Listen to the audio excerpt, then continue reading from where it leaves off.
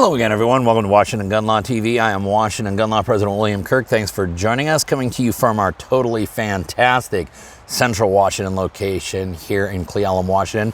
Check out that view. Hey, question. Do you believe that in the United States, you could actually have your Second Amendment rights stripped from you without ever being convicted of a crime? Do you think that that is actually possible? Well, the answer in the year 2023 is yes, it is. And that is actually the issue that's going to be before the United States Supreme Court next month in the matter of United States v. Rahimi. Now, there's been a lot of people talking about it, both out here in the YouTubeverse as well as on mainstream media, and many of them have gotten it right, but there's been a lot of distorting of what this case is all about. So as we near oral argument dates, we're going to try to do what we always do here at Washington Gun Law. We're going to try to keep it right down the middle. We're not going to tell you guys how to think about this case, but we are going to give you the stuff to think about. We're going to give you some universal truths about this case so that we can all better understand what's about to happen before the Supreme Court next month. So today, let's spend a few minutes and let's talk about the truth about the Rahimi case.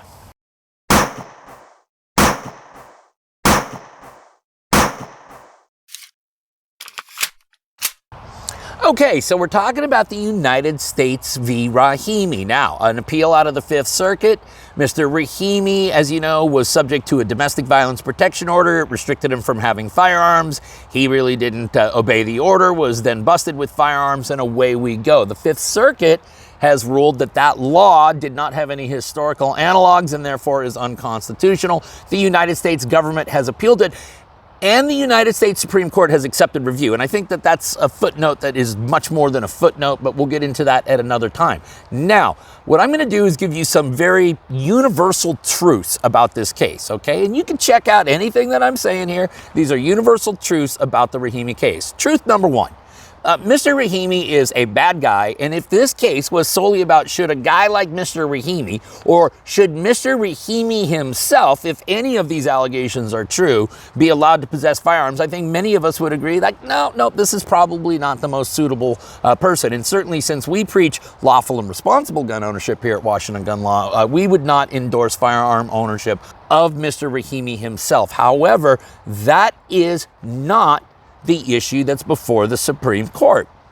Truth number two, this case is about whether or not a government entity can strip a person of inalienable rights based on allegations or findings which are supported merely by preponderance of evidence. This is not about whether or not a person has been convicted of a crime where a jury of his peers or her peers have found beyond a reasonable doubt that they have committed this offense. That's a whole separate issue.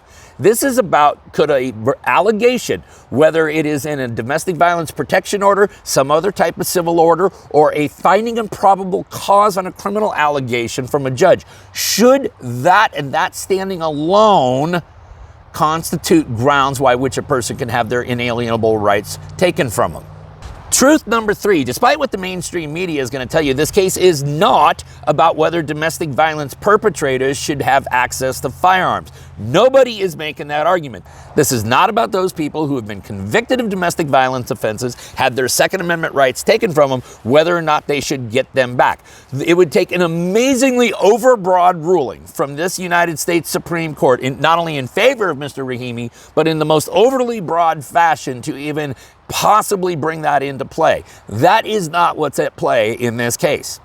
Another truth is that this case is actually going to be about historical analogs and whether they justify the existence of this law. It is not going to be about whether these laws are necessary or effective at saving lives. Even assuming that they are, an arguendo, that would go back to the two-part balancing test, which our Supreme Court soundly rejected last summer in the Bruin opinion. The government is going to need to justify the existence of this law by pointing us to historical analogs going back to the late 1700s that would say that we as a society have accepted these types of firearm restrictions. Another truth is the argument that domestic violence crimes didn't exist in the late 1700s is actually irrelevant to this argument. Yes, in many states, there may have not been domestic violence crimes on the books. Did domestic violence exist at that time? It most assuredly did. However, that is not the issue. The issue does not require the United States government to go back and say, well, we have a rich history of banning firearms from domestic violence perpetrators. No, The other truth about this case is do we have a history of banning firearms from individuals or classes of individuals deemed to be dangerous?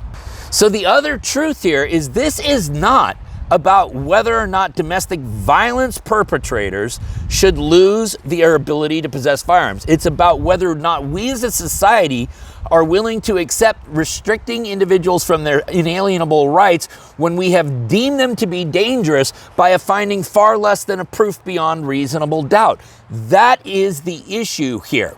It's about what burden of proof, what quantum of proof must be established before we then strip a person of their inalienable rights. And for those who may still be supporting civilian disarmament, do not forget that the right to vote is also taken from felons. So this has very far-reaching implications, some of which may more align with your political thinking.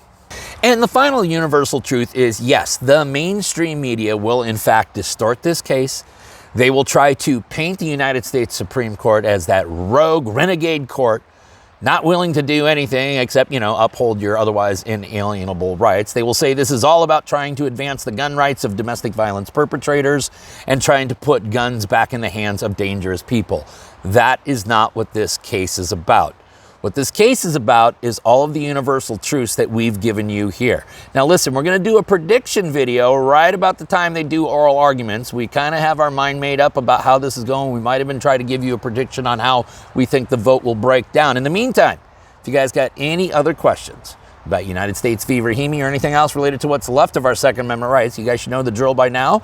If you don't know how to get a hold of Washington gun law, that information is down there in the description box. In the meantime, let's also remember that part of being the lawful and responsible gun owner, like we talk about all the time here, is to know what the law is in every situation, how it applies to you in any instance that you may find yourself. Until next time, thanks for watching and stay safe.